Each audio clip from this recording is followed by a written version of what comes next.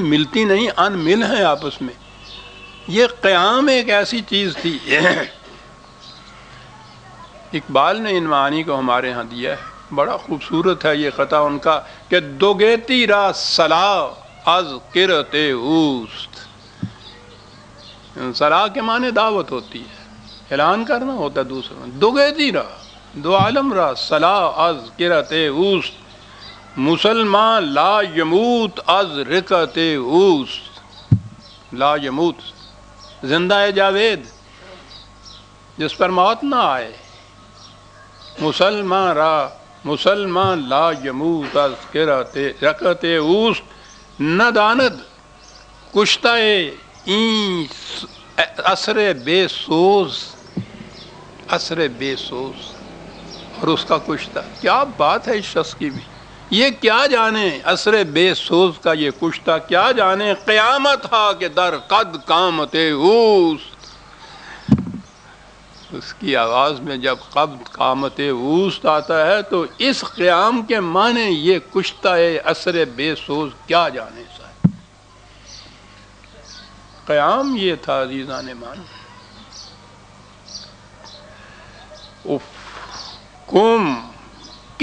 کتنی بڑی ذمہ داری تھی یہ، کتنا بڑا مشن عظیم تھا، کیسا پروگرام تھا جس کے لیے کہا گیا کہ اے وہ کہ جس کے ذمے شجر خزاں دیدہ شجر کائنات کو بہار نو لانا ہے، نشیمن کائنات کو از سر نو سنوارنا ہے. یہ تیرے ذمے پروگرام ہے. قم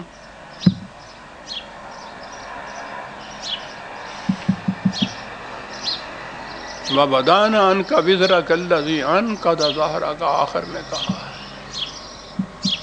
کہ کیا وہ بوجھ تمہاری کمر سے نہیں اتار دیا ہم نے جس نے تمہاری کمر کو توڑ کے رکھ دیا تھا. یہ قوم ایسا تھا صاحب، کوئی چھوٹا پروگرام ہے. کائنات کے لیے، دو عالم کے لیے، رحمت للعالمین اسی لیے کہا گیا. کوئی مقامی نہیں ہے، کسی خاص نسل اور قوم کے لیے نہیں ہے. دوگیتی را صلاح از قرت اوست. قم فانذر، پوری دنیا کے لیے اعلان. اے راستے کو بھلائے ہوئے لوگوں، اے غلط راستوں کے اوپر جانے والے لوگوں، خیال کرو کہ تمہارا یہ راستہ تمہیں کن تباہیوں کی طرف لے جا رہا ہے. رکو، ٹھہرو، کنواں ہے آگے، تم اندھے ہو، گر جاؤ گے اس کے اندر. قم فانذر. پہلا مرحلہ انذار کا ہوتا ہے، للکارنا اس کو ہوتا ہے اندھے کو جو کنواں آگے آتا ہے. تو کیوں رک جا، ٹھہر جا. بہت زور سے کہنا پڑتا ہے یہ رک جاؤ، ٹھہر جا. یہ جو تنذیر کا مرحلہ ہوتا ہے، ابتدائی مرحلہ، بڑی جرات کی ضرورت ہے. سارے زمانے، ساری دنیا سے الگ ایک پکار. پورے کا پورا کارواں نو انسانی کا چلا جا رہا ہے غلط راستے کے اوپر. یہ ایک شخص انا اول المسلمین، وہ کہنے والا، وہ کہتا ہے اس کو کہ او رکو، ٹھہرو، تباہی اور بربادی کی طرف چلے جا رہے ہو. کسی ایک خود سر آدمی کو روکنا ہی کچھ کم ہمت طلب نہیں ہوتا عزیزان من. پوری نو انسانی کو روکنا، ان تمام کارواں در کارواں گیتی والوں کو للکارنا اور سب سے کہنا کہ تم غلط راستے پہ جا رہے ہو.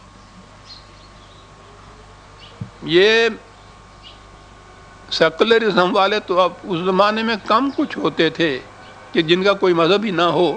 یہ سارے اہل مذاہب تھے اور وہ اپنے اپنے مذہب، اپنی اپنی تعلیم میں مگن تھے کہ ہم سچائی پر ہیں. ان کے پیغمبروں کی سچائیوں کو یہ خود پکارنے والا بھی تسلیم کرتا تھا، اعلان کرتا تھا، اعتراف کرتا تھا.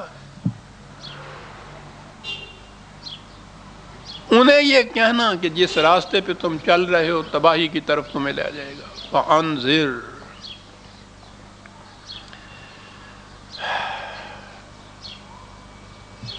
یہ ہے نیگیٹو ایسپیکٹ پروگرام جسے کہتے ہیں، روکنا کسی چیز کو. یہ اتنا ہی پروگرام نہیں، یہ تو اس پروگرام کا ایک منفی پہلو ہے. روک دینا کسی کو، یہ پازیٹیو نہیں، مثبت نہیں، کچھ کرنے کی بات نہیں، کرنے کی بات آگے آتی ہے۔ وَرَبَّكَ فَكَبِّرْ،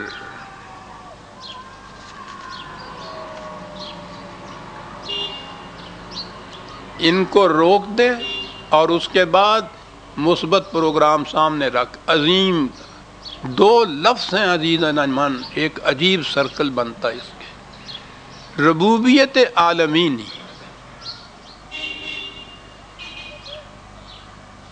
پروگرام ہی یہ ہے، قرآن کا اعلان ہی یہ ہے، اس نظام کا مقصد یہ ہے، پوری نو انسانی کو سامان نشو و نما بہم پہنچانا۔ یہی نہیں کہ رات کو کوئی بھوکا نہ سوئے، بلکہ یہ بھی کہ کوئی انسان ایسا نہ ہو کہ جس کی صلاحیتوں کی نشو و نما نہ ہو چکی ہو۔ یہ پروگرام ہے تیرے ذمہ میں،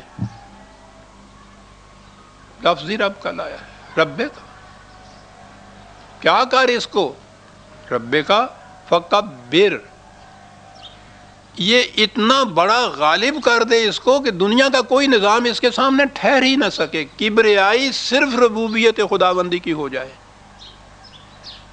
دو لفظ عزیزان من، رب کا فکبر،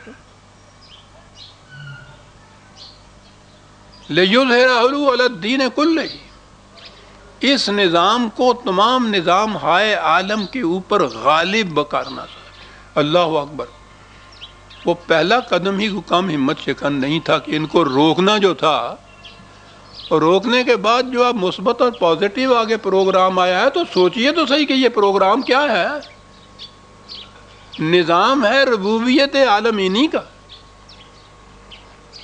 تمام نو انسانی، تمام افراد انسانیہ کی ربوبیت کا پروگرام، اور ظاہر ہے کہ ان کی نشو و نما تو اسی صورت میں ہو سکے گی کہ جن لوگوں کے ہاتھوں میں ذرائع اور سامان نشو و نما ہیں ان سے چھینا جائے گا اس کو، اور اس نظام کی تحویل میں دیا جائے گا تاکہ یہ نو انسانی کی پرورش کا کام دے سکے، یہ پروگرام۔ اور پھر یہی نہیں کہ دوسروں کی سطح پہ لایا جائے گا، رب کا فکبر، اعلان اتنا بلند اور بالا اور اتنا غالب کیا جائے گا کہ اس کبریائی کے مقابلے میں کسی کی کبریائی نہ آ سکے، رب کا فکبر۔ ایک لفظی لطیفہ بھی ہے ان دونوں کے اندر، رب کا فکبر، یہ ادھر سے پڑھیے جب بھی رب کا فکبر آتا ہے، اور ادھر سے پیچھے کی طرف لوٹائیے جب بھی رب کا فکبر آتا ہے، یہ ایک دائرہ بنتا ہے اس اعتبار سے آپ دیکھیے۔ اور دائرہ یہ کیا بنتا ہے، تم خدا کی کبریائی کو قائم کرو، خدا تمہاری کبریائی کو قائم کر دے گا، اور یہ قرآن ہی کا ایک لفظ ہے، فَاذْكُرُونِي أَذْكُرْكُمْ۔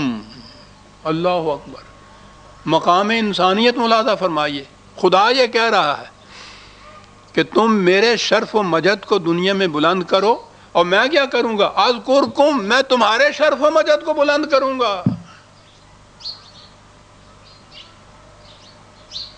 یعنی یہ کوئی خدا کا کام نہیں یہ جو کر رہا ہے، یہ اپنے ہی شرف و مجد کی بلندی کے لیے یہ ایک طریقہ اختیار کیا گیا ہے۔ صاحب